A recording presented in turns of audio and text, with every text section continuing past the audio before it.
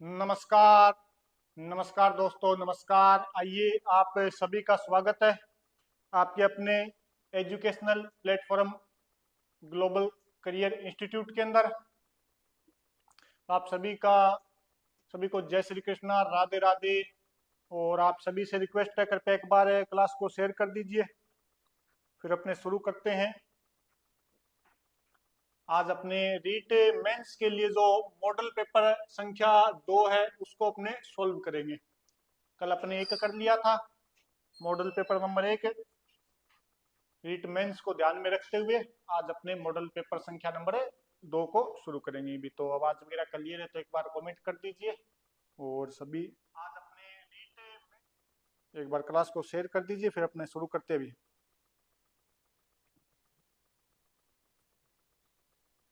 कृपया एक बार क्लास को शेयर कीजिए। आवाज वगैरह क्लियर है तो फिर अपने चलते हैं क्लास की तरफ।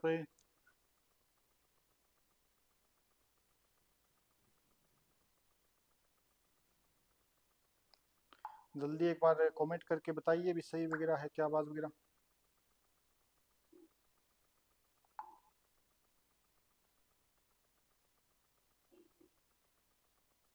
फिर अपने शुरू करते हैं भी क्लास को।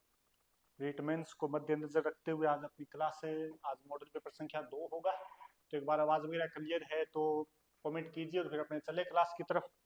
और कल की क्लास कैसी रही आप कमेंट करके जरूर बताइए। और अपनी जो ये क्लास होती है, ये जिस जिस सब्जेक्ट में, जिस जिस परीक्षा में आपके राजस्थान जीके, राजस्थान सामान्य ज्ञान, राजस्थान सामान्य ज्ञान जिस जिस परीक्षा में आपके आएगा उन सब परीक्षाओं के लिए क्या होने वाली है, महत्वपूर्ण है। चाहे वो ईओ आरओ की एग्जाम हो भी जो 23 मार्च को होने वाली है, चाहे आप आने वाली आगामी पटवारी भर्ती की तैयारी कर रहे हो, चाहे रीट मेंस की तैयारी कर रहे हो, या कोई जो भी आपके राजस्थान जेल पैरी हो गया, अपने राजस्थान में कोई भी जिक्के की जो जिसके अंदर सामान्य ज्ञान लगता है, उन सब के लिए ये क्लास महत्वपूर्ण होने वाली है। तो एक बार क्लास को शेयर कर दीजिए, फिर अपने शुरू करें भी क्लास। तो ये रहा आपकी क्लास, आज की क्लास का आपका पहला प्रश्न। आपकी क्लास का आज का पहला प्रश्न है। और पहले ही प्रश्न में आपको क्या करना है, असुमेलित छांटना है। पहला ही प्रश्न आपकी स्क्रीन के ऊपर है, कंप्यूटर स्क्रीन पर आ गया। ये आपका पहला प्रश्न है 5000 के लिए। इसका इनाम कितना है, 5000। तो चलिए भी बताइए। पहला क्वेश्चन है कि असुमेलित यानी इसमें से आपको गलत बताना है। क्या बताना है, गलत कौन सा है वो आपको बताना है कि इसमें से कौन सा कथन गलत है। तो बताइए भी इसमें आपको क्या छांटना है, असुमेलित युग्म छांटना है। एक तरफ क्या दे रखी है अपनी मिट्टी, एक तरफ क्या दे रखे हैं क्षेत्र। एक तरफ क्या है अपने राजस्थान की मिट्टी दे रखी है, दूसरी तरफ उसके क्या दे रखे हैं क्षेत्र। अपने को बताना है कि इनमें से कौन सा गलत है, इसमें से जो गलत है वो अपने को बताना है। पहला है लाल पीली मृदा कहाँ कहाँ पाई जाती है, सिरोही और सवाई माधोपुर। इसके अंदर ऑप्शन दे रखा है, तो बताइए क्या ये सही है। दूसरा इसमें है लेटेराइट मृदा, ये कहाँ पर है, डूंगरपुर उदयपुर के अंदर है। तो क्या ये सही है। इसके बाद में अपने दे रखा है काली मृदा, कहाँ पर, 12 के अंदर, कोटा और 12 के अंदर। और ऑप्शन नंबर 4 में अपने पास मिश्रित लाल और काली मृदा, कहाँ पर, जयपुर और अलवर के अंदर है। तो बताइए भी इसमें अपने को असुमेलित बताना है कौन सा होगा, ए बी सी और डी। गुड इवनिंग गुरुजी राहुल। राहुल जी स्वागत आपका, गुड इवनिंग आपको भी क्लास के अंदर स्वागत आपका। तो बताइए अब जल्दी से उत्तर क्या होने वाला है।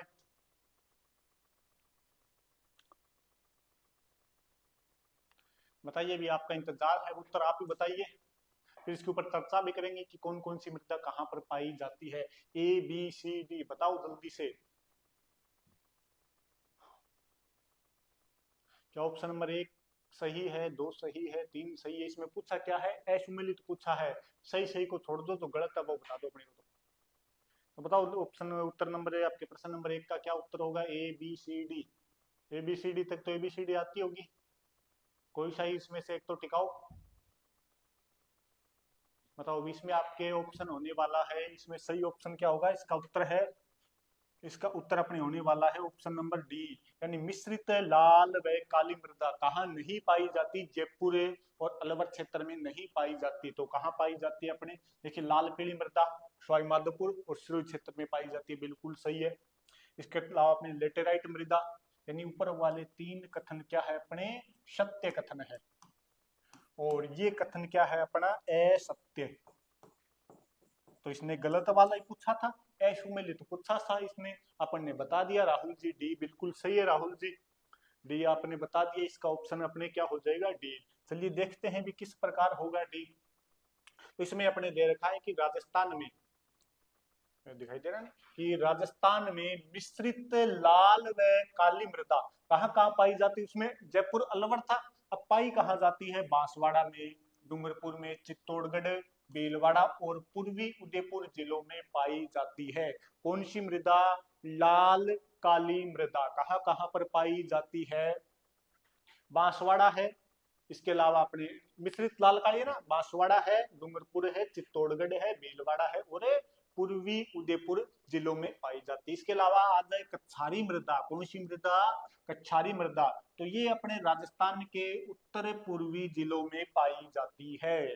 कच्छारी मृदा का विस्तार कहाँ पर होगा, राजस्थान के उत्तर पूर्वी जिलों के अंदर। नेक्स्ट है अपने राजस्थान में लाल पीली मृदा का विस्तार, कहाँ कहाँ पर, सवाईमाधोपुर में, सिरोही में, राजसमंद में, उदयपुर और भीलवाड़ा क्षेत्र में कौन सी मृदा पाई जाएगी, लाल पीली मृदा।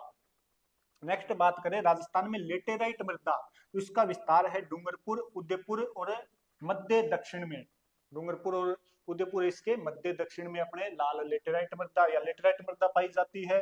और राजसमंद के दक्षिणी भाग में काली मृदा, अपने दक्षिण पूर्वी पठारी जो क्षेत्र है वहां पर कौन सी मृदा पाई जाएगी, काली मृदा। तो ये अपनी मृदा का पूरा अपने डिस्क्रिप्शन हो गया, इसका पूरा चार्ट हो गया। अब चले आगे, तो उसका ऑप्शन नंबर डी सही हो जाएगा। नेक्स्ट क्वेश्चन ये रहा आपकी कंप्यूटर स्क्रीन के ऊपर, जिसका इनाम है आपके लिए 10,000 रुपए। निम्नलिखित में से कौन से खनिज उत्पादक में देश का एकमात्र राज्य राजस्थान है।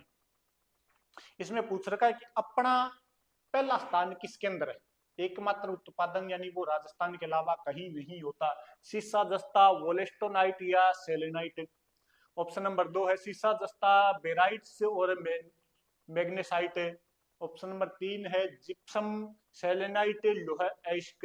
और ऑप्शन नंबर 4 आपके मैग्नीज, वोलेस्टोनाइट और जिप्सम। तो बताइए भी वो खनिज जिसके अंदर राजस्थान का क्या है एकाधिकार, एकाधिकार, जिसका राजस्थान के अंदर क्या आपके एकाधिकार है, वो कौन से खनिज समूह है इसके अंदर, बताइए आप वो कौन सा खनिज समूह है जिसके अंदर राजस्थान का एकाधिकार है।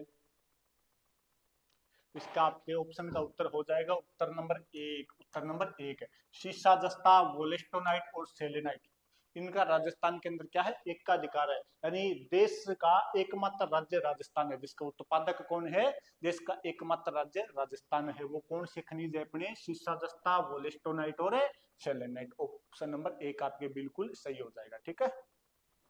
नेक्स्ट चलिए अपने खनिज देखते हैं कि राजस्थान में सीसा जस्ता, सेलेनाइट व वोलेस्टोनाइट का एकमात्र उत्पादक राज्य है, ये अपने से पूछा था। इसके अलावा चांदी, कैल्साइट व जिप्सम का लगभग पूरा उत्पादन राजस्थान में होता है। इसके अलावा राजस्थान देश में वोल्क्ले, फास्फोराइट और ओक्रू, ये गेरू क्या होता है पता नहीं मेरे को, और स्टेनाइट और फेल्सपार व फायर क्ले का प्रमुख उत्पादक राज्य है। यानी राजस्थान में प्रमुख रूप से कौन कौन से खनिज पाए जाते हैं वो अपने दे दिया, एकाधिकार वाले हो गए, प्रमुख रूप से उत्पादन वाले हो गए, और ये भी अपने प्रमुख रूप से खनिज हो गए जो यहाँ पर पाए जाते हैं। तो चलिए आगे, क्वेश्चन नंबर 3 जो आपकी कंप्यूटर स्क्रीन के ऊपर ये आ गया, ठीक है, जनगणना से संबंधित है। राजस्थान में किस जनगणना वर्ष में सर्वाधिक जनसंख्या दशकीय वृद्धि दर, यानी 10 वर्ष की वृद्धि दर पूछ रहा है, दशकीय वृद्धि दर अंकित की गई, दशकीय वृद्धि दर अंकित की गई। क्वेश्चन नंबर 3 बताइए भी जनगणना से संबंधित है। क्वेश्चन नंबर 3 आपके जनगणना से संबंधित है कि कौन से वर्ष के अंदर सर्वाधिक दशकीय वृद्धि दर, दशकीय वृद्धि दर आपके अंकित की गई है, बताइए जल्दी से, बताइए भी जल्दी से कौन सा ऑप्शन होगा इसके अंदर, ए बी सी डी। तो इसका जो आपके सही उत्तर होने वाला है option number C. Option number C यानी 1981। और जो 1981 के अंदर सर्वाधिक क्या रहती है अपने दशकीय वृद्धि दर कितनी रहती है? 32.97। 32.97 अपने वर्ष आपके दशकीय वृद्धि दर यहाँ पर रहती है। तो उसका ऑप्शन क्या हो जाएगा? 1987 ऑप्शन नंबर सी। बात करें अपने जनगणना की आगे, तो ये लीजिए भी, ये जनगणना थोड़ा बड़ा करें इसको, चलो। ये जनगणना 1981 में राजस्थान में सर्वाधिक जनसंख्या वृद्धि दर 32.97 रही।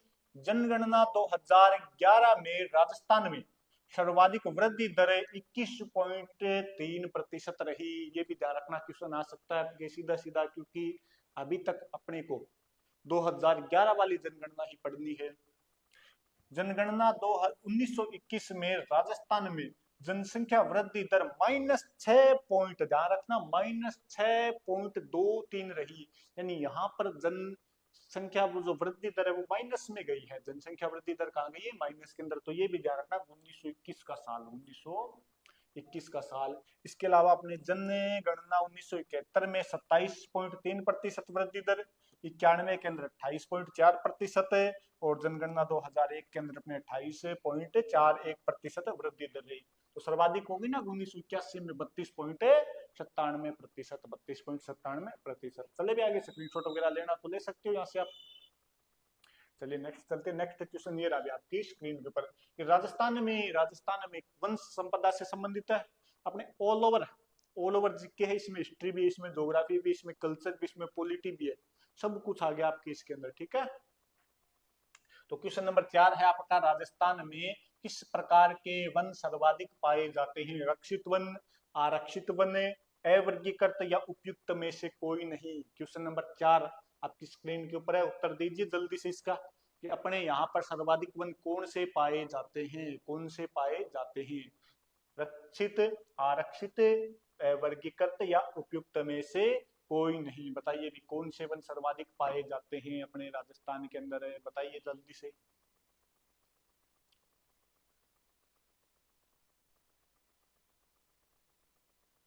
बताइए बताइए।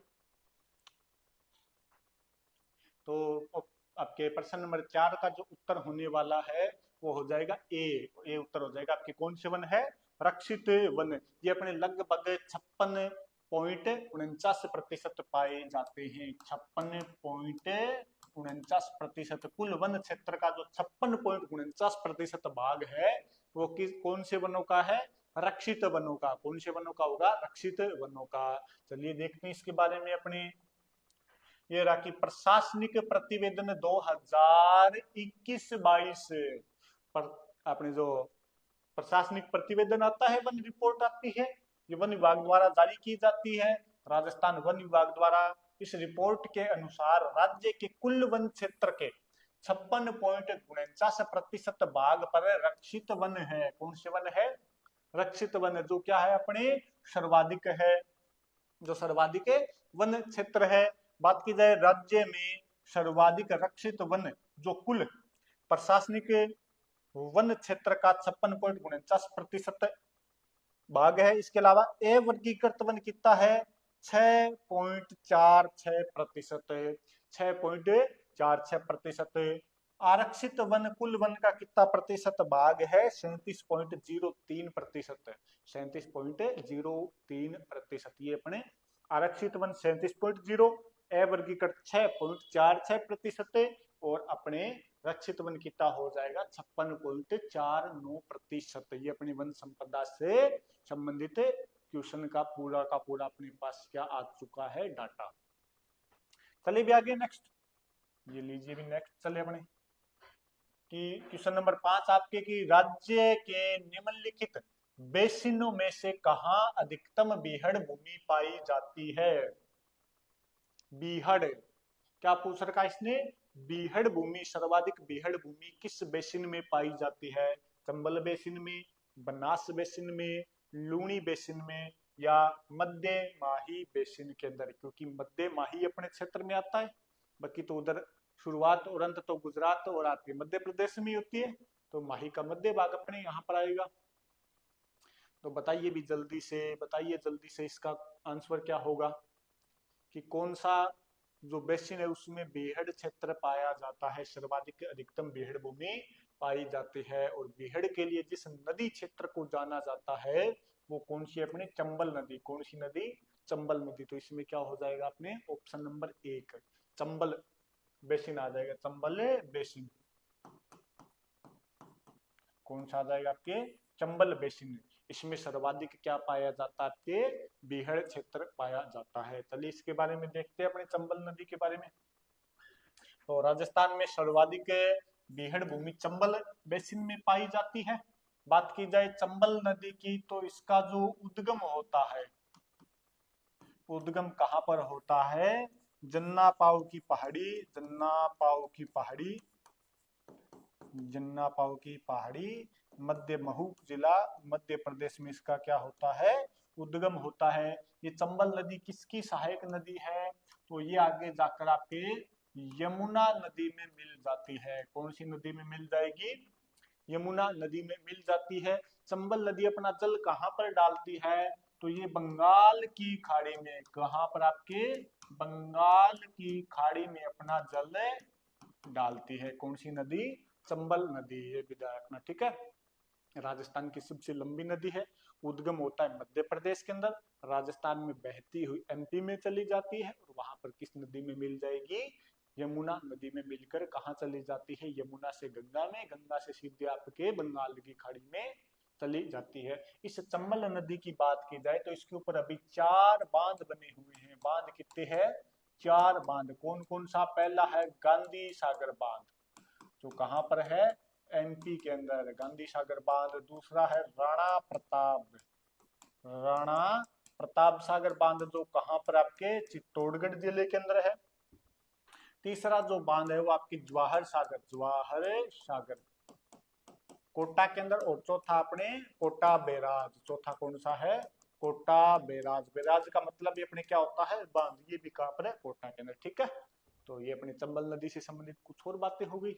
अब अपने आगे चलते हैं, नेक्स्ट क्वेश्चन नंबर 6 आ गया आपके, ये लीजिए भी। क्वेश्चन नंबर 6 है कि उदयपुर राजसमंद क्षेत्र का सर्वाधिक शिखर कौन सा है। अपने 4 चोटियां दे रखी इसमें, जरगा है, कमलनाथ है, शायरा है और अचलगढ़ है। इसमें पूछा क्या है कि इस उदयपुर और राजसमंद वाले क्षेत्र का, सिरोही नहीं दिया इसमें, सिरोही का तो अपने गुरु शिखर हो जाता।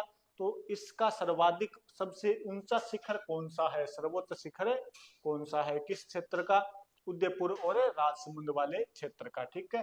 तो इसमें अपने ऑप्शन क्या हो जाएगा, बताओ जल्दी से, जरगा, कमलनाथ, शायरा और अचलगढ़। अचलगढ़ तो वैसे ही कट जाएगा क्योंकि ये तो कहां पर है, सिरोही के अंदर है। जरगा कहां पर है, उदयपुर के अंदर है। और कमलनाथ अपने राजसमंद में है क्या, कमलनाथ देख लेना, मेरे हिसाब से राजसमंद में है। तो अपने बताओ अब इसका उत्तर क्या हो जाएगा, सर्वोच्च चोटी कौन सी है, उदयपुर और राजसमंद की। तो इसमें अपने हो जाएगा जरगा। कौन सी है, जरगा, 1431 मीटर है क्या।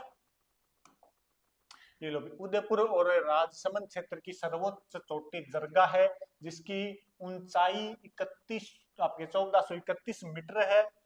दक्षिणी अरावली की सर्वोच्च चोटी, दक्षिणी अरावली की सर्वोच्च चोटी कमलनाथ 1001 मीटर। दक्षिणी अरावली होगी क्या, दक्षिणी अरावली की सर्वोच्च चोटी कमलनाथ 1001 मीटर, शायरा 900 मीटर, अचलगढ़ अपने 1380 मीटर, सिरोही के अंदर, और कुंभलगढ़ 1224 मीटर। इसमें ये थोड़ा गलत हो गया ना, दक्षिणी अरावली, ये पूरी अरावली होगी अपने, तो इसमें इधर वाला, अच्छा वैसे दक्षिणी दे सकता है, ये आपके राजसमंद के अंदर है कमलनाथ, ठीक है। तो सर्वोच्च चोटी वैसे तो हो गई है, देख लेना भी, ठीक है। ये अपने उत्तर भाग हो गया, ये दक्षिणी भाग हो गया। तो ये लाइन शायद मेरे हिसाब से गलत होनी चाहिए, बाकी आप कमेंट करके बताना भी सही है या गलत है। मेरे हिसाब से तो गलत है, क्योंकि अपने दक्षिणी अरावली की सर्वोच्च चोटी तो गुरु शिखर है, 1727 या 1722 मीटर, ठीक है। नेक्स्ट अपने की बकरी वाला पेट्रोलियम खनन क्षेत्र किस जिले में स्थित है। क्वेश्चन नंबर 7 है, बकरी वाला पेट्रोलियम क्षेत्र पेट्रोलियम खनन क्षेत्र है वो किस जिले में स्थित है? अपने जिले दे रखे हैं, नाम क्या है अपने? बकरीवाला। किस काम आता है? पेट्रोलियम खनन के क्षेत्र में। यहाँ से अपने क्या निकाला जाता है? पेट्रोलियम। जैसलमेर, बीकानेर, बाड़मेर या जालौर। बताइए क्या होगा इसका उत्तर? क्या होने वाला है इसका उत्तर? बताइए भी जल्दी से, क्या होने वाला है इसका उत्तर?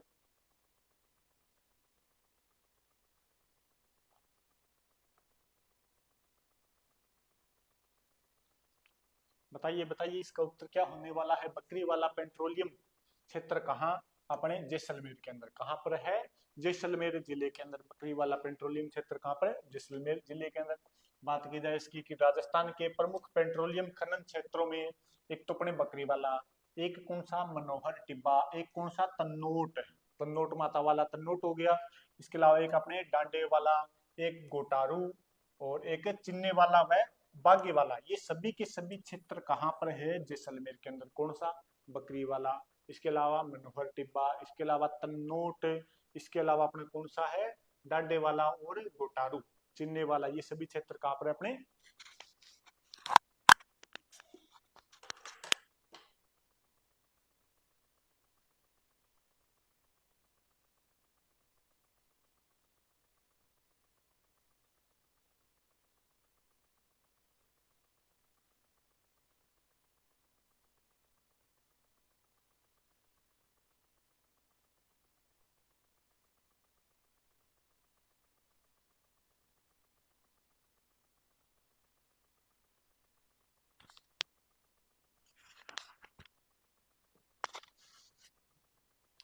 तो चलिए भी अपने हो गए। ये तो कहाँ पर है?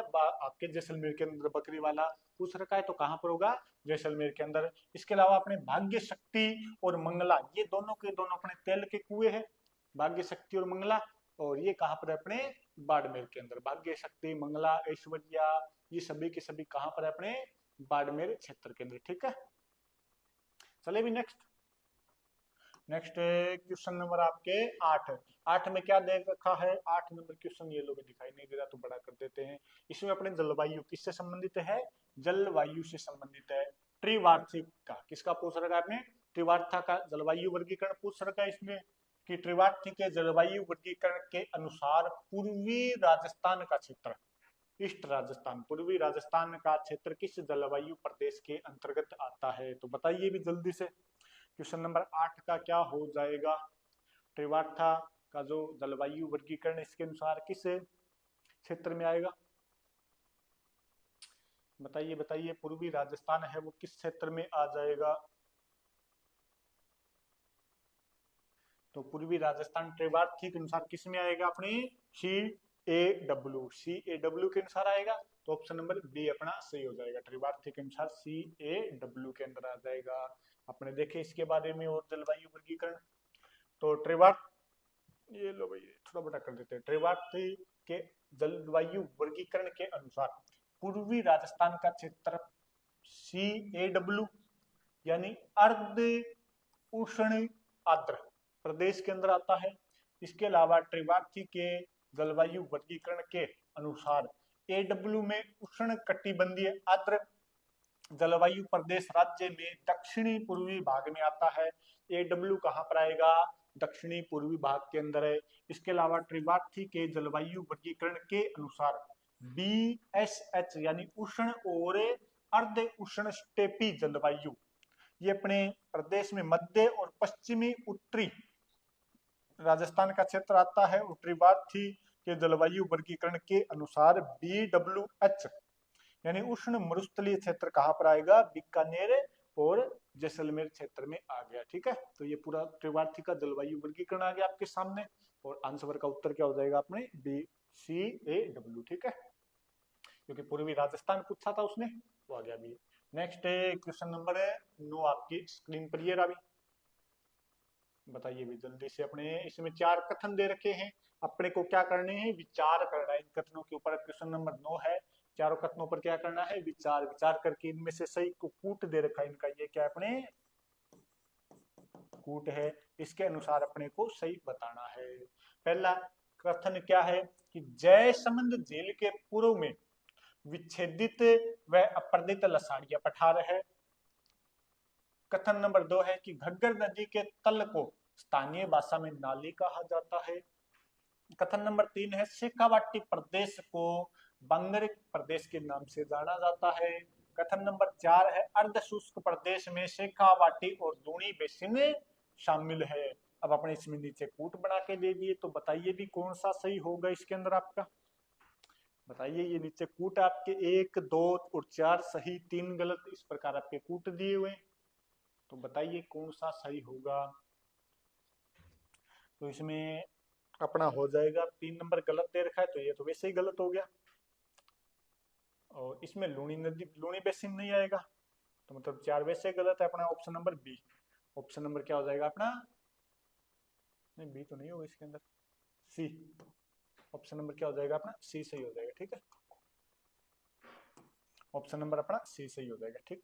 हाँ सी होगा ना, बिल्कुल सही है। चारों चारों का ऑप्शन नंबर अपना सी सही हो जाएगा। विपेंद्र, हाय विपेंद्र वर्मा, हाय, थैंक यू विपेंद्र जी, स्वागत आपका क्लास के अंदर। और आपसे रिक्वेस्ट है कृपया क्लास को एक बार शेयर कीजिए और उत्तर बताइए। क्लास को अपने शेयर कीजिए और उत्तर बताइए इसका। मेरे हिसाब से तो अपने 1, 2, 3 और 4 चारों कथन, चारों की चारों सही है ना। शेखावाटी और लूणी बेसिन में, हाँ ये 4 आपका सही है, ठीक है। तो इसका आपने डिस्क्रिप्शन देखें अगर, तो लसाड़िया का पठार जयसमंद झील के पूर्व में विच्छेदित व अपर्दित क्षेत्र है, ये बिल्कुल सही बात है। इसका गिरवा उदयपुर के आसपास में पाए जाने वाली अर्धचंद्राकार तस्त्रीनुमा पहाड़ियां, जिसमें हवा एक बार आ तो जाती है लेकिन कई देर तक, कई समय, काफी समय तक बाहर नहीं निकल पाती, इधर उधर पहाड़ियों में घूमती रहती है। वो अपने गिरवा, गर्दन के समान पहाड़ियां हैं। गिरवा अपने नॉर्मल भाषा में शब्द लेते हैं कि गिरवा ला गया, वो गिरवा ये। घग्गर नदी के तली को अपने नाली कहा जाता है। घग्गर नदी जिसका उद्गम हिमाचल प्रदेश में होता है, शिवालिक की पहाड़ियों से, अपने हिमाचल से पंजाब, राजस्थान ऐसे आती है और अपने पाकिस्तान में चली जाती है। तो इसको अपने हनुमानगढ़ के अंदर क्या कहा जाता है, नाली या पाट के नाम से जाना जाता है।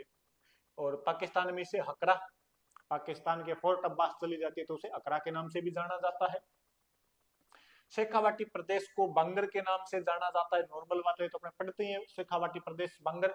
और राज्य के अर्ध शुष्क प्रदेश का विस्तार, घग्गर बेसिन शेखावाटी प्रदेश नागौरी उच्च भूमि व लूणी बेसिन में है। अर्ध शुष्क उसको 4 भागों में बांटते हैं, पहला घग्गर प्रदेश, उसके बाद में अपने शेखावाटी, उसके बाद में अपने नागौरी उच्च भूमि और उसके बाद में लूणी नदी। तो अपने चारों के चारों उधर कथन सही, तो अपना आसमान नंबर 4, उसमें 3 था ना, 3 हो जाएगा, ठीक है। नेक्स्ट क्वेश्चन नंबर 10 आपकी जनजातियों से संबंधित है।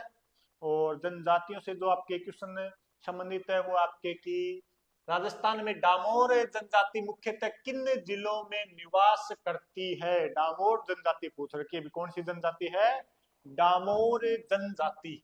कौन सी जनजाति, डामोर जनजाति। इसमें ऑप्शन दे रखा है आपके Dungarpur, Banswara, Udaipur. Option number B है Bharatpur, Ajmer, Alwar. Option number C है आपके सिरोही, पाली और जालौर। ऑप्शन नंबर डी आपके अलवर, भरतपुर और धौलपुर। तो बताइए भी डामोर जनजाति कहाँ पाई जाती है, डामोर जनजाति कहाँ पाई जाती है। क्वेश्चन नंबर 10 आपकी स्क्रीन के ऊपर है, बताइए भी। तो ये जो डामोर जनजाति पाई जाती है राजस्थान के अंदर, सर एसएससी की आंसर की आ गई है। अच्छा एसएससी की आंसर की आ गई है क्या, तो अच्छी बात है। अभी तो अपने ये सोल्व करवा रहे हैं, एसएससी की आंसर की आ गई है विपेंद्र जी। तो आप मिला लो अपने कितने हुए आपके। अभी तो ये टेस्ट चल रहा है तो अभी ये पूरा होगा फिर देखेंगे। आपने दिया था क्या एग्जाम, आपके कितने सही हो रहे हैं।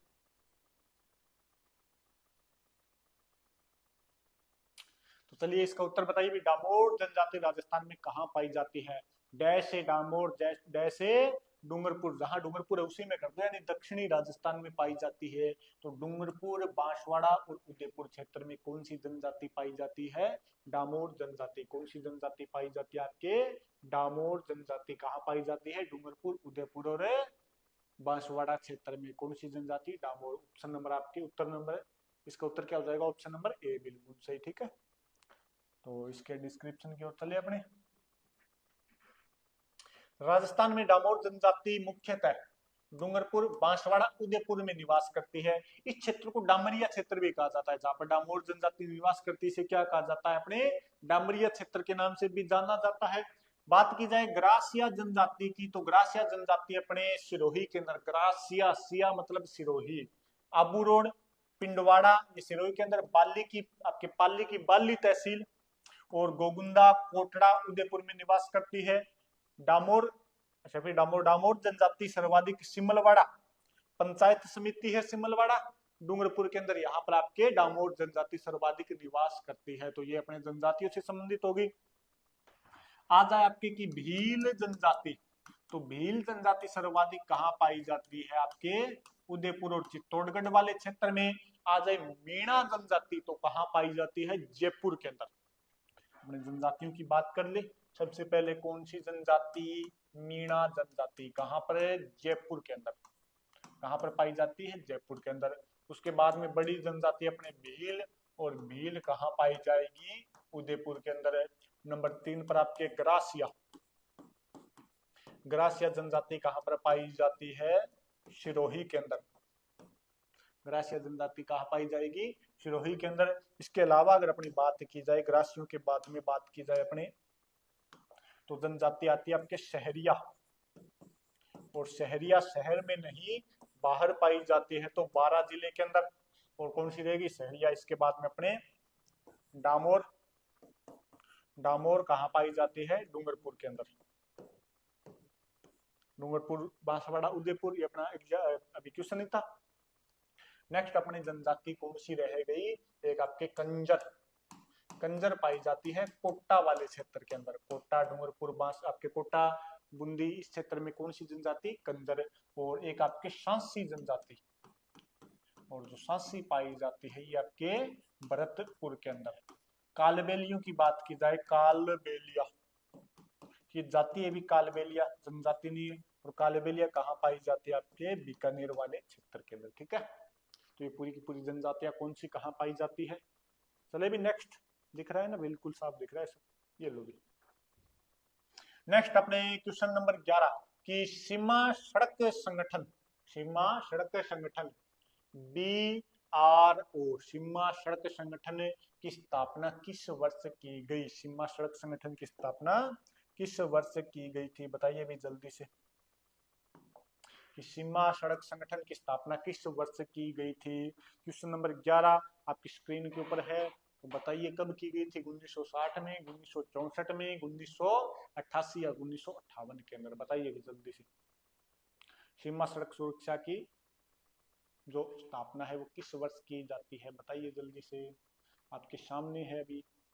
तो इसकी जो स्थापना की जाती है वो की जाती है आपके 1960 के अंदर। कब की जाती है, 1960। ऑप्शन नंबर 1 आपका बिल्कुल सही हो जाएगा, ऑप्शन नंबर 1 क्या हो जाएगा आपके, बिल्कुल सही, ठीक है, 1960 के अंदर। सीमा सड़क संगठन, सीमा सड़क संगठन BRO की स्थापना 1960 में की गई। राजस्थान राज्य पथ परिवहन निगम की स्थापना अक्टूबर 1964 में की गई। राजस्थान राज्य पथ परिवहन निगम, राजस्थान राज्य पथ परिवहन निगम 1964 के अंदर। राष्ट्रीय राजमार्ग प्राधिकरण NHAI का गठन 1988 में किया गया। और अपने रिडकोर, रोड इंफ्रास्ट्रक्चर अपने डेवलपमेंट कारपोरेशन ऑफ राजस्थान, इसकी स्थापना 2004 के अंदर। तो देखिए कितने आपके 1 2 3 4 पॉइंट यहाँ से क्लियर हो रहे हैं। एक क्वेश्चन से कितने पॉइंट है, 4 पॉइंट हो रहे हैं। तो आप यहाँ से स्क्रीनशॉट भी ले सकते हो, इनके आसपास ही क्वेश्चन आएगा, इसके अलावा क्वेश्चन आने की कोई संभावना आसपास से नहीं है। तो जो जो क्वेश्चन है उनके आसपास से ही क्वेश्चन आने की संभावना होती है, वो अपन ने यहाँ पर इकट्ठे कर दिए, ठीक है। तो स्क्रीनशॉट ले सकते हो। चले अपने आगे, ये लो क्वेश्चन नंबर 12, निम्नलिखित में से कौन सी नदी लूणी नदी की सहायक नदी नहीं है, लूणी की सहायक नदी नहीं है। जोजड़ी, मीठड़ी, लालड़ी, इड़ती, कालती, दौड़ती, बालड़ी, ये सभी किसकी नदी है, किसकी सहायक नदी अपने लूणी की। उसने पूछा है कि कौन सी नहीं है, तो सागी, मीठड़ी, मेनाल, लीलड़ी। मेनाल नहीं है ना, मेनाल इसकी नहीं होगी, ठीक है। ऑप्शन नंबर सी आपके सही हो जाएगा, ऑप्शन नंबर सी क्या हो जाएगा आपके, बिल्कुल सही हो जाएगा। बात की जाए लूणी नदी की, तो मैलाल जो नदी है वो बनास की सहायक नदी है। लूणी की सहायक नदी सागी, मीठड़ी, लेलड़ी, जवाई, सुकड़ी, बांडी, ये किसकी सहायक नदी है? अपने लूणी नदी की सहायक नदियां है। लूणी नदी की सागी, मीठड़ी, दिलड़ी, जवाई, सुकड़ी और बांडी, ये किसकी सहायक नदियां है? लूणी की। और मैनाल किसकी सहायक नदी है? बनास नदी की। ठीक है,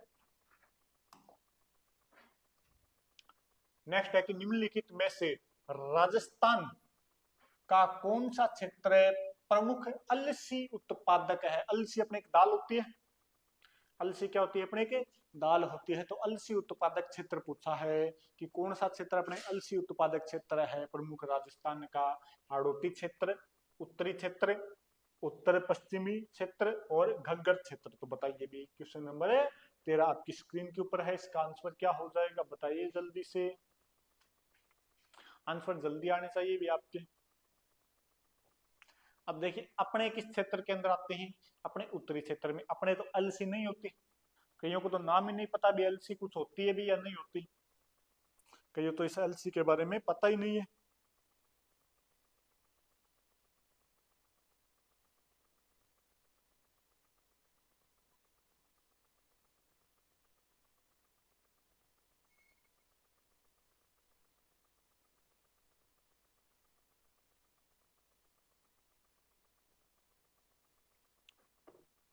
हाँ तो बताइए भी, आपके आंसर आने चाहिए भी।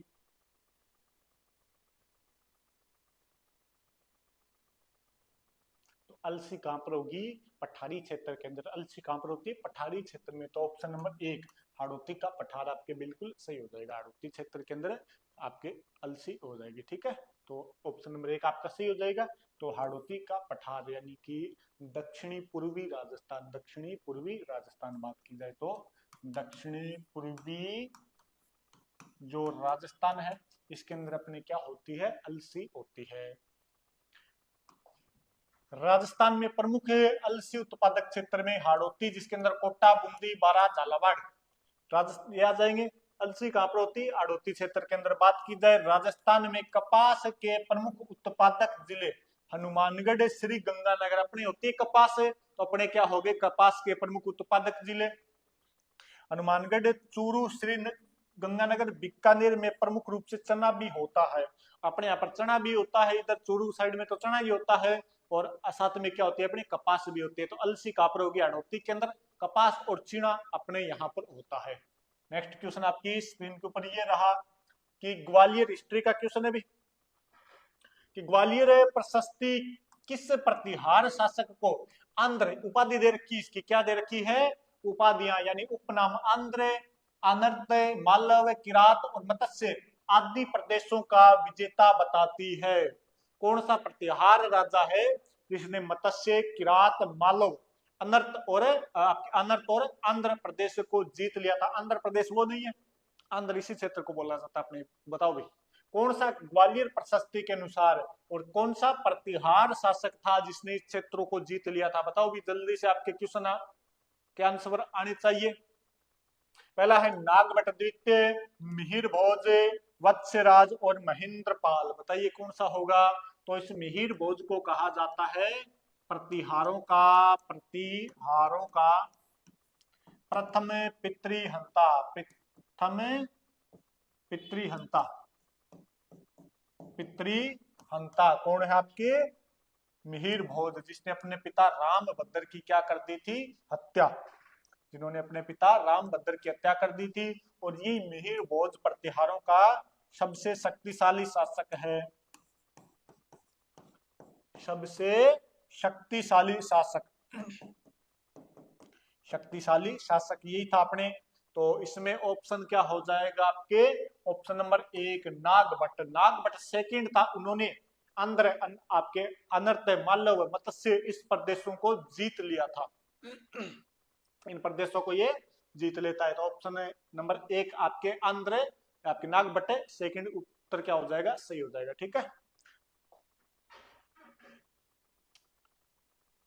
बात की जाए इसकी तो वत्स्यराज का उत्तराधिकारी नागभट्ट सेकंड था, जिसने कन्नौज में प्रतिहार प्रभुसत्ता की स्थापना की।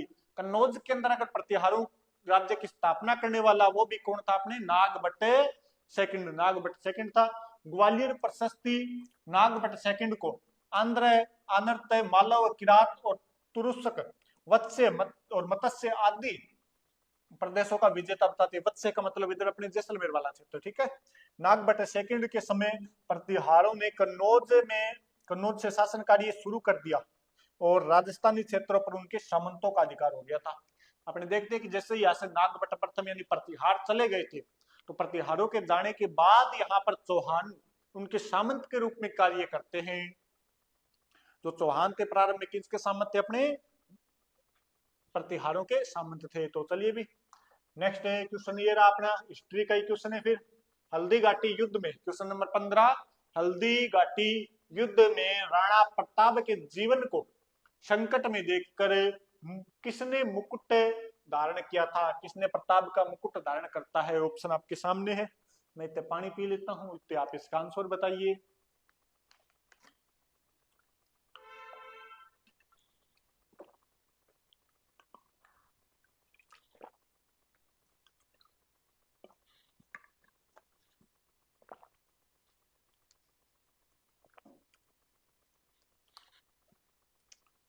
तो क्या पूछ रखा है? हल्दी घाटी युद्ध कब हुआ था? हल्दी घाटी का युद्ध 1576 ईस्वी के अंदर किस जिले में हुआ था? वर्तमान का जो राजसमंद जिला है,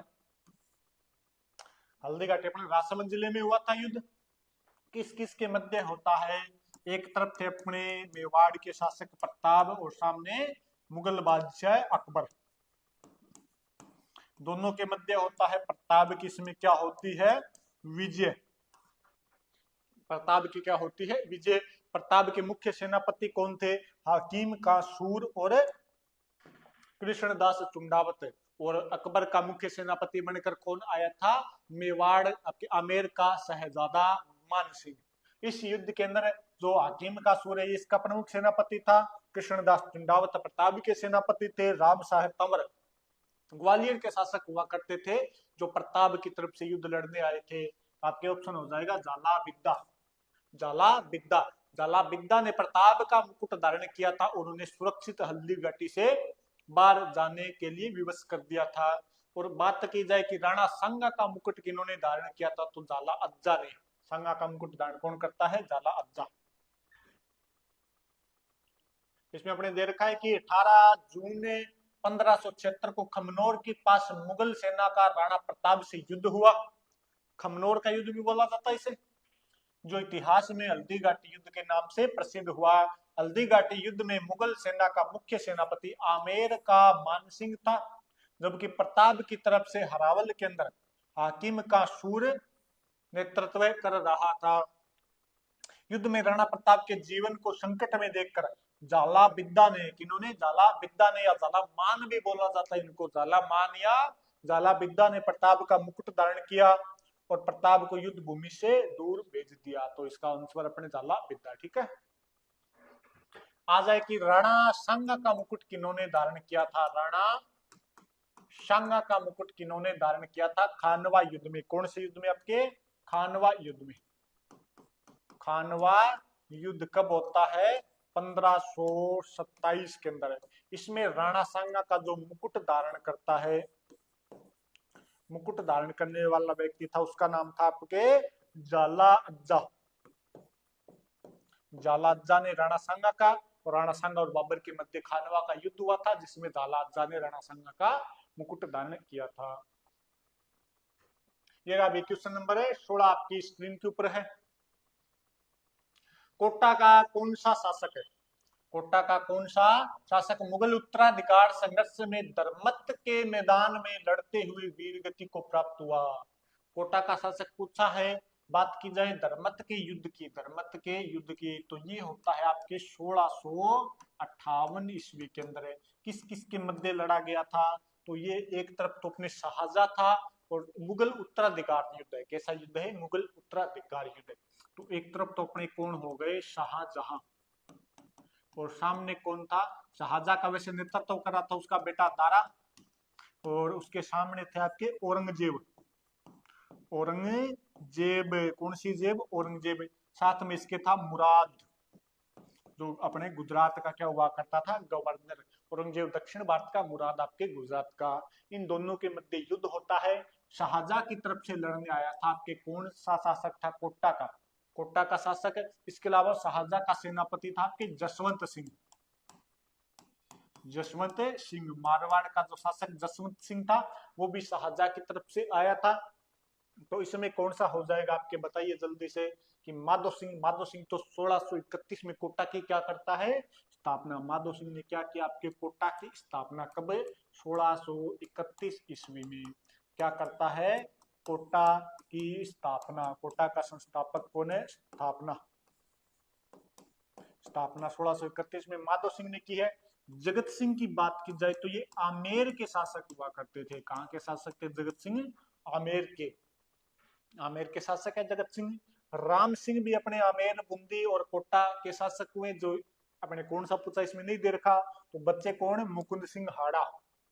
कौन से शासक थे, मुकुंद सिंह हाड़ा। तो ऑप्शन नंबर डी इसमें आपके बिल्कुल सही हो जाएगा। ऑप्शन नंबर क्या हो जाएगा आपके, डी बिल्कुल सही हो जाएगा। मुकुंद सिंह हाड़ा जो अपने माधो सिंह के पुत्र हुआ करते थे, ये लड़ने गए थे शाहजहां की तरफ से और युद्ध में क्या हो जाते हैं, वीर गति को प्राप्त। तो आंसर आपके क्या हो जाएगा, डी। आंसर क्या हो जाएगा आपके, डी। ठीक है, चलो भी इसमें और अच्छा दे रखा है। मुकुंद सिंह हाड़ा 1648 से 58 राव माधो सिंह का ज्येष्ठ पुत्र था। इसे मालवा, दक्षिण व कंधार के मुगल अभियानों में अपनी वीरता दिखाई थी। राव मुकुंद सिंह मुगल उत्तराधिकार युद्ध 1658-59 में होता है, में शहजादे दारा के पक्ष में औरंगजेब और मुराद के संयुक्त सेना से धर्मत के मैदान में लड़ते हुए क्या हो गए थे, वीरगति को प्राप्त हो गए थे। तो कौन थे अपने, मुकुंद सिंह हाड़ा। कौन से आपके, मुकुंद सिंह हाड़ा। ठीक है, ध्यान रखना भी। नेक्स्ट क्वेश्चन ये रहा भी आपकी स्क्रीन के ऊपर, कि मुगलों से वैवाहिक संबंध स्थापित करने वाला, मुगलों से वैवाहिक संबंध स्थापित करने वाला मारवाड़ का पहला राजा कौन सा था। मुगलों से वैवाहिक संबंध स्थापित करने वाला क्या पूछा इन्होंने, मारवाड़ का पहला शासक कौन सा था। बात की जाए मारवाड़ की, मारवाड़ के अंदर कौन सा वंश था, तो यहाँ पर अपने वंश मिलता है राठौड़ वंश। कौन सा वंश था मारवाड़ के अंदर, शासक देख लो इधर। मारवाड़ का कौन सा शासक था जिसने मुगलों से वैवाहिक संबंध स्थापित किए थे, मारवाड़ में वंश कौन सा है, राठौड़। राठौड़ वंश का संस्थापक कौन है, राजस्थान के अंदर है, तो वो है राव सिंहा। राव सिंहा जी आए थे यहाँ पर अपने, तो राव सिंहा क्या हो गया, संस्थापक।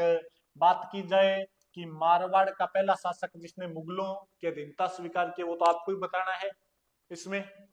मारवाड़ के अंदर अपने राठौड़ वंश हो गया, और मारवाड़ में प्रमुख दुर्ग, प्रमुख दुर्ग कौन सा है, तो दुर्ग है अपने मेहरानगढ़, मेहरानगढ़, जिसका निर्माण किसने करवाया था, राव जोधा ने। और राव जोधा ने जोधपुर नगर भी बसाते हैं राव जोधा। और मारवाड़ का विलय राजस्थान में कब कर लिया जाता है, 30 मार्च 1949 को राजस्थान के अंदर इसका विलय कर लिया जाता है। तो राजस्थान यानी मारवाड़ का पहला शासक जिसने मुगलों से दीनता स्वीकार कर ली, उसका वैवाहिक संबंध स्थापित करता है वो आपके मोटा राजा उदय सिंह। कौन थे आपके, मोटा राजा उदय सिंह। बात की जाए जसवंत सिंह की, तो ये आपके जसवंत सिंह प्रथम है। और जसवंत सिंह जो प्रथम है ये अपने शाहजहां के समकालीन थे। किसके, शाहजहां प्लस औरंगजेब के समकालीन, औरंगजेब के समकालीन। इन्हीं का दरबारी, इन्हीं का दरबारी या इन्हीं का मंत्री हुआ करता था कौन, दुर्गा दास राठौड़। ठीक है, तो ये भी मारवाड़ के शासक थे। सूर सिंह अकबर के समकालीन था, अकबर के समकालीन सूर सिंह हुआ करता था। उदय सिंह भी अकबर के समकालीन था, इसने नागौर दरबार के अंदर, कहां पर है, नागौर दरबार कब लगा था, 1570 के अंदर। इसमें अकबर के अधीनता स्वीकार कर लेता है। और इसकी पुत्री हुआ करती थी, अपनी पुत्री का विवाह करवा दिया था इसने, किससे, जहांगीर से। जहांगीर या जिसे अपने सलीम के नाम से जानते, उससे इसने अपना क्या करवा दिया था, विवाह। गज सिंह भी मारवाड़ के शासक है, और गज सिंह भी अपने मारवाड़ के शासक है। ठीक है, ये रहा इधर 1583 ईस्वी में अकबर ने उदय सिंह को मुगल अधीनता में मारवाड़ का शासक नियुक्त किया। यह चंद्रसेन का, चंद्रसेन जिसे प्रताप का अग्रगामी भी कहा जाता है, इसे अपने मारवाड़ का प्रताप भी कहा जाता है, ये मारवाड़ का अंतिम शासक था जिसने मुगलों से लोहा लिया था। तो अपने हो गया, अभी चंद्रसेन का भाई था। और उदय सिंह ने 1587 ईस्वी में अपनी पुत्री जोधाबाई, जिसका मूल नाम क्या था, जगत गोसाई, या जिस जोधपुर की राजकुमारी होगी तो जोधाबाई, मूल नाम क्या हो गया, जगत गोसाई, का विवाह जहांगीर के साथ किया। और इसका जो बेटा होता है वो खुर्रम, खुर्रम इसी पत्नी से उत्पन्न था, यानी खुर्रम शाहजहां इसी का बेटा था। और उदय सिंह मारवाड़ का पहला शासक है जिसने मुगलों से वैवाहिक संबंध स्थापित किए। ठीक है भाई, चले आगे। क्वेश्चन नंबर है 18, क्वेश्चन नंबर 18 आपकी स्क्रीन के ऊपर है। राजपुताना का वह शासक जो ब्रिज निधि के नाम से क्या लिखता था, कविता, ब्रिज निधि के नाम से कविताएं लिखता था, राणा कुंभा। और राणा कुंभा की उपाधियां क्या मिलती है, राजगुरु, राजगुरु। और क्या कहा जाता है राणा कुंभा को, राजगुरु, हालगुरु, हिंदू सुल्तान, हिंदू सुल्तान। बाकी इसकी बहुत सारी उपाधियां मिलती है, 200-250 उपाधि है कुंभा की। तो इसके बाद में अपने बात की जाए बिसल देव की, तो इससे अपने विग्रहराज, विग्रहराज चतुर्थ के नाम से जानते हैं। चौहान शासक हुआ करते थे, पृथ्वीराज चौहान के ताऊ जी हुआ करते थे। टोंक के अंदर बिसलपुर बांध बनवाया था और बिसलपुर नगर भी यही बसाते हैं। और प्रथम चौहान शासक जिन्होंने क्या कर ली थी आपके, दिल्ली विजय, दिल्ली क्या कर ली थी इन्होंने, विजय कर ली थी। नाटक कौन सा लिखा था इन्होंने, हरकेली, हरकेली नामक इन्होंने क्या लिखा था आपके, नाटक। ठीक है। अजमेर के अंदर संस्कृत पाठशाला का निर्माण करवाते हैं। अनूप सिंह की बात की जाए तो ये बीकानेर के शासक थे। कहाँ के शासक थे आपके, बीकानेर के शासक हुआ करते थे। और इनके समय एक उस्ता कला, कौन सी कला, उस्ता कला का स्वर्णकाल माना जाता है। उस्ता कला, उस्ता कला का क्या माना जाता है आपके, स्वर्णकाल, उस्ता कला स्वर्णकाल माना जाता है। बात की जाए स्वयं प्रताप सिंह की, तो ऑप्शन इसका स्वयं प्रताप सिंह हो जाएगा। ब्रज निधि नाम से क्या लिखते थे आपकी कविताएं। और इनके दरबार में क्या रहते थे, गंधर्व बाईसी, गंधर्व बाईसी, 22 विद्वान रहा करते थे अपने, जो नाच गाने अलग अलग फील्ड के अंदर महारत हासिल किए हुए थे। कोई ढोलक बजाने में, कोई नाचने में, कोई डांस में, कोई कविता में। तो इनका अलग ही रहने का निवास हुआ करता था। तो ब्रजनिधि के, ब्रजनिधि को कहा जाता था। और गंधर्व बाईसी अपने प्रताप सिंह, ये प्रताप सिंह है जो इन्होंने हवा महल का निर्माण करवाया था। कल वाले में क्वेश्चन था ना हवा महल, वो इन्होंने बनवाया। ठीक है, चले भी आगे। स्वयं प्रताप सिंह ब्रजनिधि उपनाम से कविताएं लिखते थे। इनकी कविताओं का संग्रह ब्रजनिधि ग्रंथावली के नाम से जाना जाता है। कविताएं किस नाम से जानी जाती है, ब्रजनिधि ग्रंथावली के नाम से।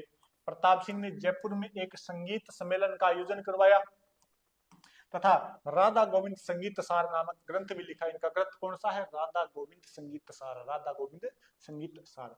स्वयं प्रताप सिंह के दरबार में 22 विद्वान रहते थे जिन्हें गंधर्व बाईसी के नाम से जाना जाता था। किस नाम से, गंधर्व बाईसी के नाम से जाना जाता था। ठीक है। नेक्स्ट बात की जाए तो किनके शासनकाल में अंग्रेजों ने प्रथम बार भरतपुर के लोहागढ़ के किले पर अधिकार कर लिया था। किनके शासनकाल में अंग्रेजों ने भरतपुर के लोहागढ़ दुर्ग पर अधिकार कर लिया था, अधिकार कर लिया था। तो अधिकार तो कभी कर ही नहीं पाए। वैसे तो क्वेश्चन ही गलत है, आक्रमण होगा भी। ठीक है, इसमें क्या हो जाएगा, अधिकार की जगह आप क्या करो, प्रथम बार आक्रमण होगा। वैसे तो क्या होगा, आक्रमण होगा। ठीक है, क्योंकि लोहागढ़ का किला तो कोई जीत ही नहीं पाया, अजय दुर्ग है, इसीलिए तो उसे लोहागढ़ के नाम से जाना जाता है। जवाहर सिंह, जवाहर सिंह, रणजीत सिंह, रणधीर सिंह या बलवंत सिंह। तो जवाहर सिंह ने अपने लोहागढ़ किले के अंदर जवाहर बुर्ज का निर्माण करवाया, जवाहर बुर्ज का निर्माण करवाया था। किसने, आपके जवाहर सिंह ने। इन्होंने दिल्ली विजय कर ली थी। इन्होंने, रणजीत सिंह ने इसके अंदर फतेह बुर्ज का, फतेह बुर्ज का निर्माण करवाया। किस उपलक्ष्य में निर्माण करवाया था, 1805 1805 ईस्वी में 1805 ईस्वी में अंग्रेज अधिकारी हुआ करता था आपके लॉर्ड लेक। लॉर्ड लेक ने इसके ऊपर 5 बार आक्रमण किया लोहागढ़ दुर्ग पर, 5 बार असफल रहा। तो उसने कहा भी ये तो जीता नहीं जा सकता, ये तो क्या है लोहागढ़ है। लॉर्ड लेक ने नाम दिया था इसको। इस उपलक्ष्य में कहा भी जीत हुई है अपनी रणजीत सिंह की, उन्होंने नाम करवा दिया था अपने फतेह बुर्ज का निर्माण करवाया। तो इसका आंसर क्या हो जाएगा रणजीत सिंह। ठीक है। आक्रमण क्यों किया था अंग्रेजों ने? क्योंकि रणजीत सिंह ने मराठा सेनापति जसवंत राव होलकर को क्या दे दी थी शरण। जसवंत राव होलकर को अपने यहाँ पर शरण देता है, इसीलिए अंग्रेज इनके ऊपर आक्रमण कर रहे थे कि हमें सौंपो जसवंत राव होलकर को। तो इन्होंने सौंपने से क्या कर दिया था मना, और इसके लिए उनके ऊपर क्या होता है आक्रमण। तो जिसमें अंग्रेजों की क्या हो जाती है हार। सितंबर 1903 में भरतपुर शासक रणजीत सिंह ने अंग्रेज सेनापति लॉर्ड लेक के साथ संधि की। अक्टूबर 1904 में रणजीत सिंह ने अंग्रेज विरोधी जसवंत राव होलकर को होलकर के साथ उनका साथ देकर संधि को तोड़ दिया। अंग्रेजों ने भरतपुर का घेरा डाल लिया, किला जीतने में असफल रहे। बलवंत सिंह के शासनकाल में अंग्रेजों ने प्रथम बार भरतपुर यानी लोहागढ़ को जीत लिया। कोई बलवंत सिंह आ जाएगा इसके अंदर। ठीक है, मेनली तो अपने एग्जाम के अंदर आता ही है। इधर बलवंत सिंह दे रखा है, इसका आंसर आप क्या कर लेना बलवंत सिंह। आंसर क्या हो जाएगा आपके बलवंत सिंह। ठीक है।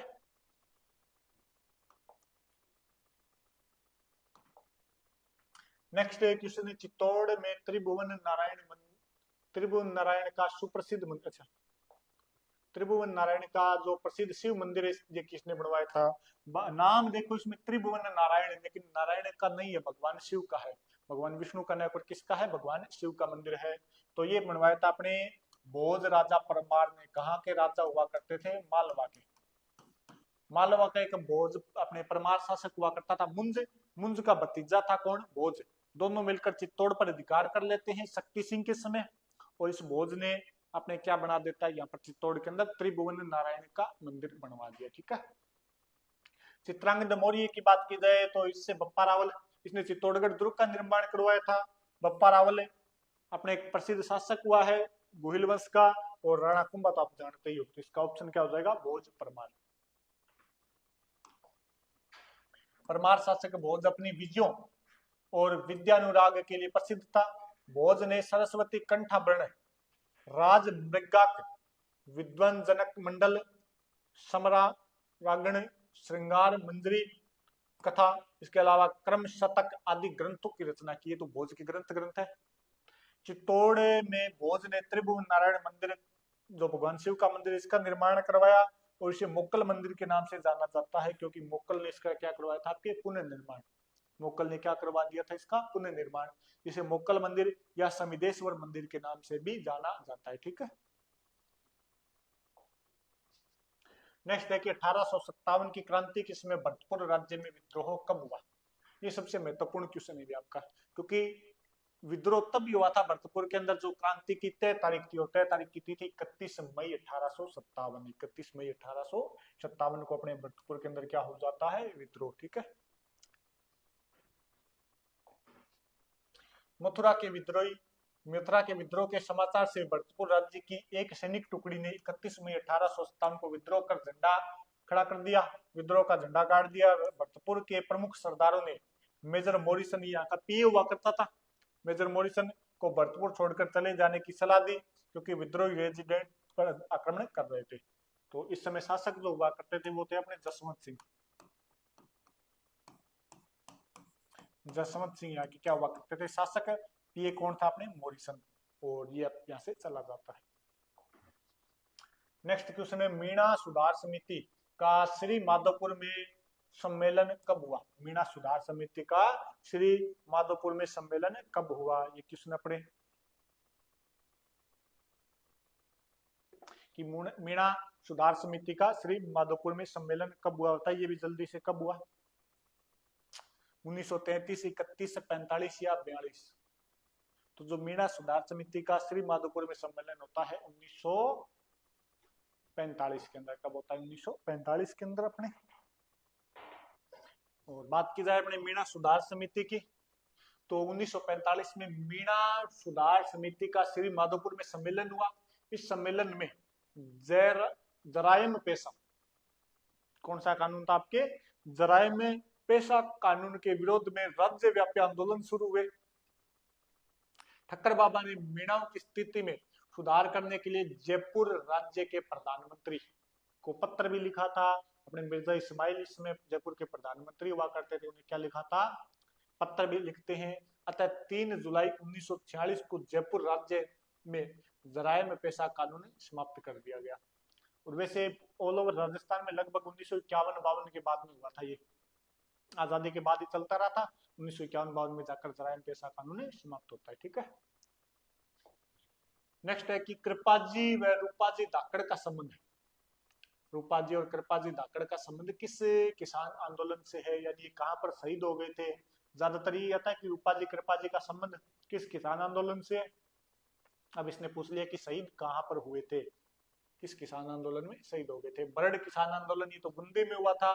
बेगू किसान आंदोलन चित्तौड़गढ़ में हुआ था। बिजोलिया चित्तौड़गढ़ का, अलवर अलवर के अंदर ही हुआ था। तो ये जो आपके रूपाजी और कृपाजी है, जिनके ऊपर अंग्रेज अधिकारी ट्रेंच की कृपा हो गई थी, वो था अपने बेगू किसान आंदोलन। कौन सा हो जाएगा, ऑप्शन नंबर बी, बेगू किसान आंदोलन। बेगू किसान गोविंदपुरा गांव में, बेगू के किसान है गोविंदपुरा गांव में एकत्रित हुए। सेटलमेंट कमीशन, एक कमीशन बना था सेटलमेंट, इसमें एक अधिकारी हुआ करता था ट्रेंच, और मुंसरिफ अमृतलाल ने किसानों को गोविंदपुरा से जाने के आदेश दिए। उनका निकलो यहाँ से, आपको सभा वभा नहीं करनी। नहीं माने किसान है, तो 13 जुलाई 1923 को ट्रेंच ने आदेश से किसानों पर गोलियां चलाई गई, जिसमें रूपाजी और कृपाजी पर ट्रेंच की क्या हो गई थी, कृपा हो गई, और दोनों किसान यहाँ पर क्या हो जाते, आपके शहीद हो गए। दोनों जो धाकड़ किसान थे वो दोनों के दोनों यहाँ पर क्या हो जाते, शहीद। क्वेश्चन नंबर 24 आपको क्या करना है, मिलान। एक तरफ क्या दे रखे हैं, प्रजामंडल, एक तरफ है प्रजामंडल, एक तरफ है आपके अध्यक्ष। इनको क्या करना है, मिलान करना है कि कौन सा असुमिलित है। आपको क्या करना है, इसके अंदर छांटना है, असुमिलित छांटना है। तो बात की जाए कि मारवाड़ के अंदर भंवरलाल सराफ हुआ करते थे, बूंदी के अंदर कांतिलाल चौथानी हुआ करते थे, करौली के अंदर त्रिलोकचंद माथुर थे, झालावाड़ के अंदर हरिदेव जोशी नहीं हुआ करते थे। झालावाड़ के अंदर कौन थे, अपने मांगीलाल भव्य। झालावाड़ के अंदर कौन थे, मांगीलाल भव्य। तो ये अपने गलत हो जाएगा, तो उसने गलत वाला पूछा है, ऑप्शन नंबर डी अपना बिल्कुल सही है। ठीक है, अच्छा, प्रजामंडल संस्थापक मारवाड़ में भंवरलाल सराफ, बूंदी के अंदर कांतिलाल चौथानी, करौली के अंदर त्रिलोकचंद माथुर, और इधर झालावाड़ में अपने भंवरलाल सराफ, आपके भंवरलाल भव्य, सॉरी मांगीलाल भव्य। ठीक है, ये अपने हो गया। नेक्स्ट क्वेश्चन नंबर 25, राज्य पुनर्गठन आयोग की सिफारिश के अनुसार माउंट आबू, देलवाड़ा व अजमेर मेरवाड़ा का विलय राजस्थान में कब किया गया था। मोटा मोटी 7वां चरण पूछ रहा है अपने से, तो कौन से चरण में हुआ था, अपने 7वें चरण के अंदर। कौन से चरण में, 7वें चरण के अंदर। और ये 7वां चरण होता कब है आपके, 1 नवंबर 1956 को। राज्य पुनर्गठन आयोग फजल अली आयोग के नाम से भी इसे जाना जाता है, इसी की सिफारिश पर हुआ था। तो ऑप्शन नंबर अपने क्या हो जाएगा, option number D, option number D, sorry 20 के अंदर आपके सही हो जाएगा, 1 नवंबर 1956, 1 नवंबर 1956। राज्य पुनर्गठन आयोग की सिफारिश के अनुसार 1 नवंबर 1956 को माउंट आबू, देलवाड़ा और अजमेर मेरवाड़ा प्रदेश को राजस्थान में विलय कर लिया गया। मंदसौर जिले की मानपुरा तहसील के सुनेल टप्पा, एमपी का एक क्षेत्र हुआ करता था, सुनेल टप्पा गांव था, इसे झालावाड़, इसे राजस्थान के अंदर विलय कर लिया गया। और अपने कोटा जिले का सिरोंज क्षेत्र, इसका सिरोंज क्षेत्र हुआ करता था, जिसे अपने किधर दे दिया, एमपी के अंदर। तो सिरोंज तो अपने एमपी को दे दिया, सुनेल टप्पा आपने राजस्थान में ले लिया। बाकी वो अजमेर मेरवाड़ा, आबू, देलवाड़ा वो भी राजस्थान के अंदर विलय कर लिए। कब, 1 नवंबर 1956। भील बालिका कालीबाई ने अपने गुरु को बचाने के लिए शहीद हो गई, इसका संबंध किस जिले से था। इसमें तो एक ही जिला दे रखा है जहां से आप बिल्कुल आराम से छांट सकते हो, जनजातियां जहां पर पाई जाती है। क्वेश्चन नंबर 26 का आंसर बताइए वे जल्दी से। किस जिले से थी कालीबाई? अपने छोटी कक्षाओं में पाठ भी लगता था, तो डूंगरपुर जिले से। किससे थी? अपने डूंगरपुर जिले से। डूंगरपुर जिले से अपने कालीबाई हुआ करती थी। उनके गुरुजी थे सेंगाबाई, जिन्हें पुलिस जीप के पीछे घसीट कर ले जा रही थी। उन्हें बचाने के लिए इन्होंने, सेंगाबाई और नानाबाई खाट को बचाने के लिए क्या कर लिए थे? अपने प्राणों का बलिदान दे दिया। तो डूंगरपुर जिले के रास्तापाल अपने हत्याकांड घटना पड़ती है। रास्तापाल गांव में पुलिस डूंगरपुर शासक के आदेश पर पाठशाला बंद करवाने पहुंची। वहां पर गुरुजी पढ़ा रहे थे, उन्होंने कहा पाठशाला बंद नहीं करेंगे, तो कहा गुरुजी को उल्टा लटका लो, और गुरुजी को जीप के पीछे घसीटने लगे। नानाबाई खाट की पिटाई की गई, सेंगाबाई को ट्रक के पीछे बांधकर घसीटा गया। पाठशाला की विद्यार्थी 13 वर्षीय कालीबाई भील बालिका थी। कालीबाई ने यह देखा तो अपने गुरुजी को बचाने के लिए दौड़ी, तभी पुलिस ने गोलियां चला दी और 20 जून 1947 को कालीबाई ने दम तोड़ दिया भी। ठीक है, कालीबाई की क्या हो गई थी? मृत्यु। तो कौन सा जिला हो गया आपके? डूंगरपुर जिला। कौन सा जिला है? डूंगरपुर जिला। नेक्स्ट है कि गुर्जर प्रतिहार शैली का अंतिम व सबसे भव्य किराड़ू का सोमेश्वर मंदिर है, यह कहाँ पर स्थित है? यानी इसने पूछा है कि जो गुर्जर प्रतिहार शैली है, इसका अंतिम मंदिर कौन सा है? अपने किराड़ू का सोमेश्वर मंदिर, ये कहाँ पर स्थित है? तो ये अपने किस किस जिले में स्थित है, ये पूछा इसने। जिला पूछा है, तो जो किराड़ू का मंदिर है वो अपने कहाँ पर है? बाड़मेर के अंदर। गांव कौन सा है आपके? हातमा गांव। हातमा गांव बाड़मेर के अंदर आपके स्थित है। ध्यान रखना, किराड़ू का सोमेश्वर मंदिर, जिसे क्या कहा जाता है? राजस्थान का खजुराहो भी कहा जाता है। राजस्थान का खजुराहो किराड़ू का मंदिर है अपने। भगवान शिव का मंदिर है। वैसे 5 मंदिर है यहाँ पर। कितने मंदिर है? 5 मंदिर। गुर्जर प्रतिहार शैली का अंतिम व सबसे भव्य मंदिर किराड़ू बाड़मेर का सोमेश्वर मंदिर लगभग 1016 ईस्वी का है। यह भारत का सबसे अच्छा मंदिरों में से एक है। शिखर दर्शनीय है। शिखर थोड़ा अच्छा इसका। थार के रेगिस्तान में चमकते लाल माणक जैसे मंदिर शहर से यह मंदिर लगभग 35 किलोमीटर दूर है। सोलंकी वास्तुकला शैली में उभरे कंगूरे, स्तंभ और पत्थर पर जितनी बारीक नक्काशी की गई है, नक्काशी के लिए प्रसिद्ध है। भगवान शिव को समर्पित है। सोमेश्वर हो गया ना, स्वर दिन के आगे आगे पीछे आ गया, वो क्या हो गया? भगवान शिव के मंदिर। यहाँ कुछ मूर्तियां इधर उधर बिखरी पड़ी है दोनों के अंदर अपने। और यहाँ 5 मंदिर है। कितने मंदिर है? 5 मंदिर है। सोमेश्वर महादेव का सर्वोच्च कोटि का मंदिर है। तो ये ध्यान रखना, गुर्जर प्रतिहार शैली का अंतिम मंदिर है। ठीक है। क्वेश्चन नंबर 28, सहेलियों की बाड़ी। सहेलियों की बाड़ी उदयपुर का एक लोकप्रिय पर्यटन स्थल। इसका निर्माण किसके द्वारा करवाया गया था? सहेलियों, लड़कियों की जो मित्र लड़कियां होती है उन्हें क्या कहा जाता है? सहेली। तो उन्हीं के लिए करवाया गया था। किसी राजा ने कहा भी मेरी लड़की बाहर नहीं जाएगी, बाहर नहीं जाएगी तो यहीं पर रहेगी, यहीं पर रहेगी तो उसकी सहेलियां भी आएगी, सब खेलने जाती थी। उसी के लिए उसका निर्माण करवा दिया गया था। सहेलियों की बाड़ी किन्होंने करवाया था? अपने संग्राम सिंह सेकंड ने। उदयपुर के महाराणा, मेवाड़ के महाराणा संग्राम सिंह सेकंड हुआ करते थे, जिन्होंने सहेलियों की बाड़ी का निर्माण करवाया था। तो क्वेश्चन नंबर 28 का ऑप्शन क्या हो जाएगा आपके? डी। सहेलियों की बाड़ी उदयपुर का एक पर्यटन स्थल है, अपने को पता ही है। इसका निर्माण मेवाड़ शासक संग्राम सिंह सेकंड द्वारा करवाया गया। बगीचे के रूप में, एक छोटे से संग्रहालय के रूप में यहाँ पर संगमरमर का हाथी, फंवारे और मंडप व कमल कुंड जैसी कई आकर्षक वस्तुएं रखी गई है। ये भी आप ध्यान कर लेना। सेकंड लास्ट क्वेश्चन, राजस्थान का मिनी खजुराहो। राजस्थान का खजुराहो आ जाए तो अपने किराड़ू के मंदिर हो गए। और राजस्थान का मिनी खजुराहो किसे कहा जाता है? मेवाड़ का खजुराहो है। मेवाड़ का खजुराहो, खजुराहो तो कौन सा है? अपने जगत अंबिका का मंदिर, जो जगत गांव उदयपुर के अंदर स्थित है। और वैसे खजुराहो के मंदिर कहाँ पर है? एमपी मध्य प्रदेश में स्थित है, जो चंदेल वंश के शासकों ने बनवाए थे। ये अपनी नग्न मूर्तियों के लिए प्रसिद्ध है।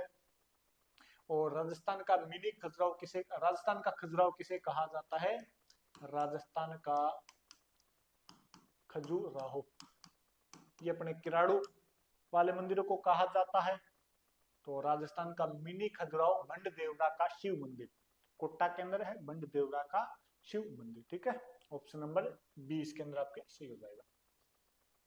बंड देवरा का शिव मंदिर जो शहर से लगभग 10 किलोमीटर भगवान 10 किलोमीटर पर भगवान शिव को समर्पित है। यह मंदिर 10वीं शताब्दी का प्राचीन मंदिर है। इसकी वास्तुकला की शैली खजुराहो शैली से मिलती जुलती, इसलिए राजस्थान का क्या कहा जाता है, मिनी खजुराहो। एक छोटे से तालाब के किनारे बसा हुआ मंदिर अन्य मंदिरों में अनूठा है। बाकी नॉर्मल बातें इसकी पढ़ लेना। ठीक है, भगवान शिव का ये मंदिर है। तो चले भी लास्ट क्वेश्चन की ओर। आज का अपना लास्ट क्वेश्चन, वृद्धावस्था के चित्रों को किस शैली के चित्रकारों ने अतुल्य कुशलता पूर्वक चित्रित किया? कौन सी राजस्थान की ऐसी चित्र शैली है जिसमें वृद्धावस्था के चित्र बनाए गए? इसमें क्या किए गए, आपके वृद्धावस्था के चित्र बनाए गए। वो राजस्थान की कौन सी शैली है जिसमें वृद्धावस्था के भी चित्र बनाए गए थे, जिसमें फीके रंगों को दर्शाया गया था, जिसके अंदर आपके बादल महल का चित्रण किया गया था? तो वो कौन सी शैली हो जाएगी, आपके नागौर शैली। कौन सी शैली है, नागौर शैली, जिसमें अपने वृद्धावस्था के चित्रों को दर्शाया गया था।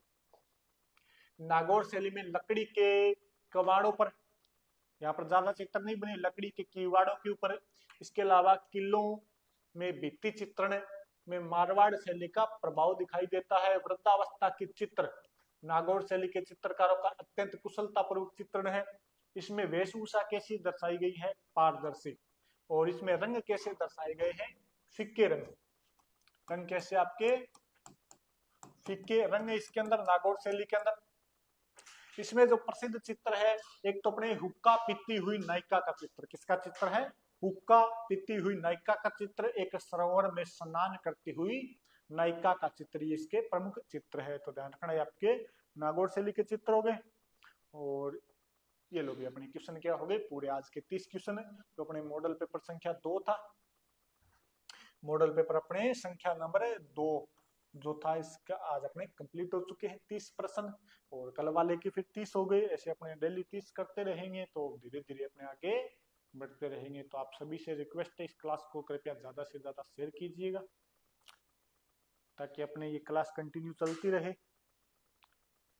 तो चलिए फिर अभी आपसे लेते हैं सभी से विदा। तो आपका दिन मंगलमय हो, आपका दिन शुभ हो। सभी को गुड इवनिंग। और कल फिर तैयार रहना, 6 बजे इसी टाइम अपने फिर मिलेंगे। 6 बजे अपनी क्लास शुरू हो जाएगी। तो चलिए भी फिर अपने आज आपसे लेते हैं विदा। सभी को जय श्री कृष्णा, राधे राधे, जय हिंद, जय भारत।